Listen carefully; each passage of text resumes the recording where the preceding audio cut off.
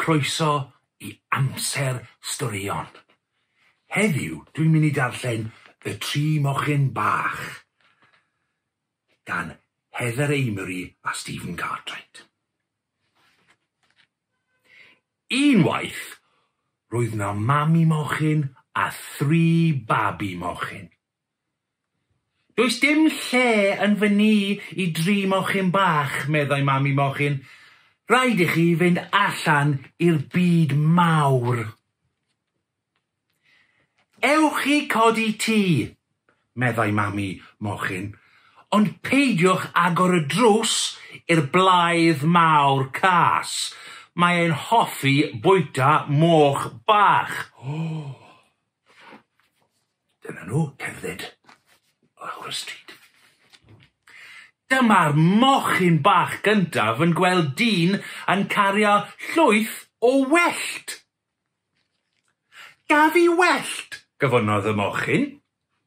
Wrth cwrs, meddai'r dyn. Mae'r mochyn bach yn codi tŷ wellt gyda 2 ddrws, 2 ffenest a tho. Fe fyddai'n ddiogel fan hyn, meddai'r mochyn, wrth ei fodd.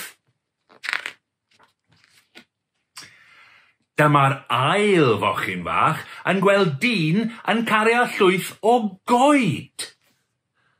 Gaf i goed, gyfynnodd y mochyn.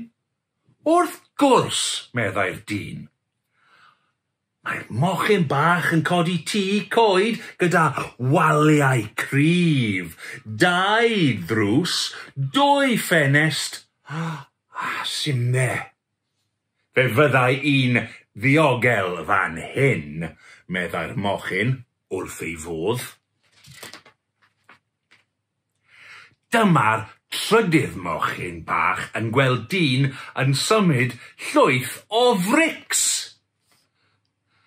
Gaf i rai o'r brics, gyfynnodd y mochyn.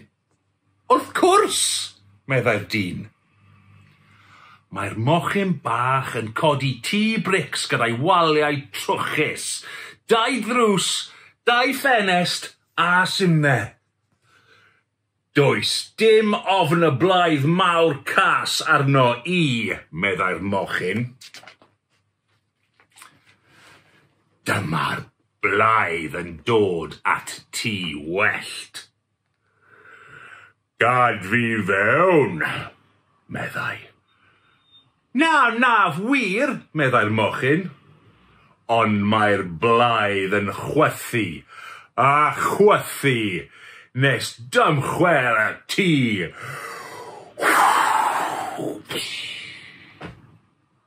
Mae'r mochyn bach yn rhedeg i'r tŷ coed.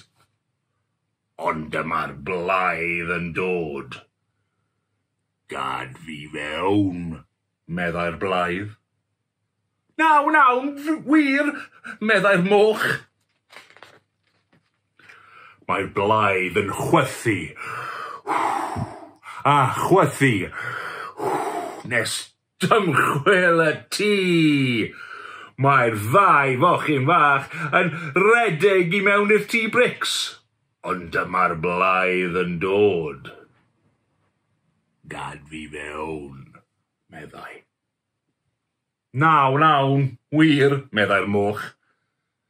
Dyma'r blaidd yn chwythu a chwythu a chwythu. Ond dydi'r tŷ ddim yn dymchwel. Mae e'n chwilio am ffordd I mewn. Dyma'r blaidd ar y to ac edrych I lawr y simne. Mae'r 3 mochyn bach yn rhoi crochan o ddŵr ar y tân. Mae popeth yn barod, meddai un. Dyma'r blaidd yn llithro I lawr y simne. Mae'n cwmpo i'r crochan ac un mochyn bach yn rhoi'r clawr arni. Dyna diwedd y blaidd mawr cas, meddai. Dyma'r 3 mochyn bach yn cael swper. Dewch I ni gyd gyd aros mewn un tŷ, meddyn nhw, a fydd y blaidd mawr cas byth yn codi ofn arno ni eto.